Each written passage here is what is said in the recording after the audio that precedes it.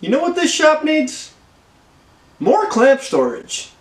Hi, welcome to Werks. Today is another episode of my 52 cards in 52 weeks challenge. Last week I drew a 2 of diamonds, so today we're going to be building some squeeze clamp storage.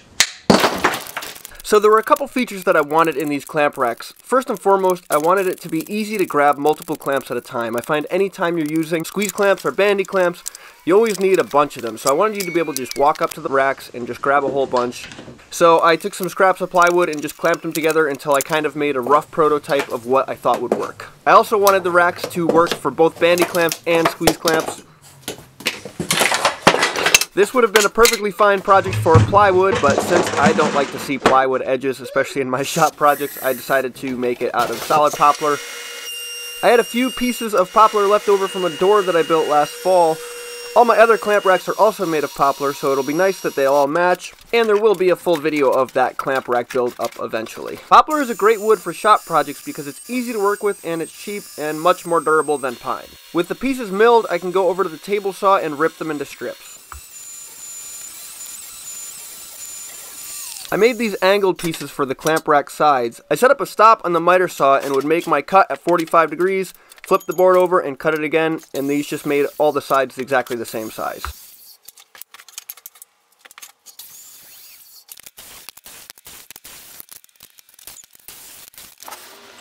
With all the sides cut out, I can use a template to mark out the corners and run them through the table saw to clean up the corners, making all of them exactly the same.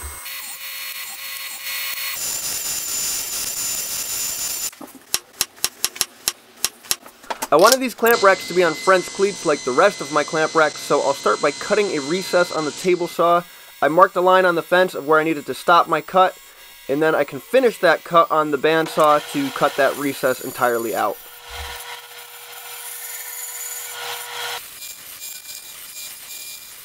I'll use a sled to cut all my cross pieces to the same size.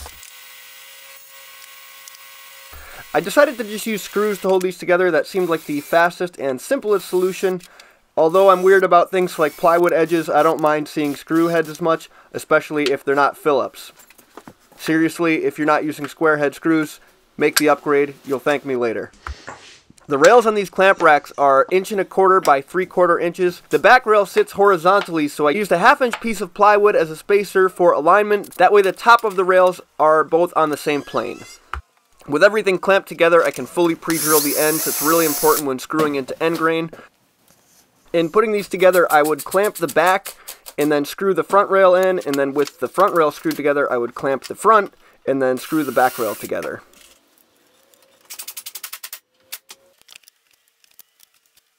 With the clamp racks put together, I can move on to making the French cleats. They're really easy to make. All you do is take a thin strip of plywood. This is 1/2 inch plywood, 3 inches wide, and you just rip it down the middle with the blade on a 45-degree angle, and then you have your top and bottom cleat.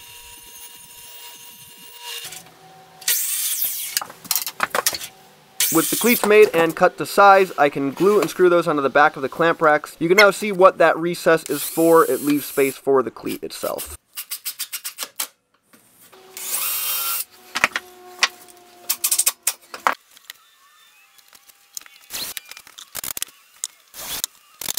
The rack for my bandy clamps I mounted above the F-clamps. I don't use the bandy clamps all the time, so I figured it was fine to have them up high, and then when I want to use them, I can just grab the whole rack off the wall. That's part of the benefit of the French cleat. I can just easily grab the whole thing and take down all the clamps at once. My shop is way out of level, so to make everything parallel and look right, I just measured off of the existing clamp rack. With the cleat screwed to the wall, I can put the racks up and put the clamps in place. The regular squeeze clamps I use far more often, so I wanted them nice and low, and there was a spot right next to my table saw where there was nothing else on the wall, so this was a perfect place for that.